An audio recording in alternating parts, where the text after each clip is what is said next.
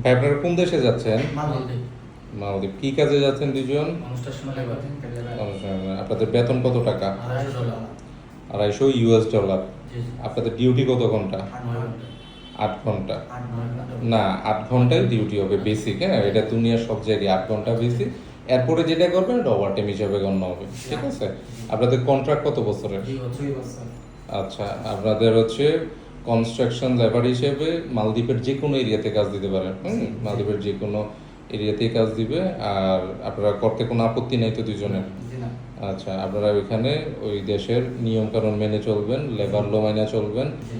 আর এমন কোনো কাজ করবেন না যেটার জন্য বাংলাদেশের বা বাংলাদেশের গভর্নমেন্টের ভাবমূর্তি নষ্ট হয়। জি জি। সবসময় চেষ্টা করবেন ঠিকঠাক মতো কাজ করার জন্য, কোম্পানির যে নিয়মকানুন আছে মেনে চলার জন্য, জি, জি, জি। ঠিক আছে? জি। আর এমন কোনো কাজও করবেন না যার কারণে কোম্পানি আপনাদের উপর বিরক্ত হয়ে আপনাদের বিরুদ্ধে আইনি ব্যবস্থা নিতে বাধ্য হয় বা বাংলাদেশে পাঠিয়ে দিতে বাধ্য হয়, ঠিক আছে?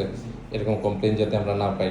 ঠিকঠাক মতো কাজ করবেন, কোনো কাজে না করতে পারবেন না। হ্যাঁ, কারণ লেবার হিসেবে যাইতেছেন, বুঝতেছেন কাজ, একটু কষ্টেরই কাজ। জি। সুতরাং যে কোনো কাজ দেবে করতে হবে। এটা শরীরে সহ্য হয় না। এইটা আসলে সহ্য হইতে হবে, ঠিক আছে? তাহলে ঠিকঠাক মতো কাজ করবেন, ওইখানে নিয়মকানুন মেনে চলবেন। আল্লাহ হাফেজ।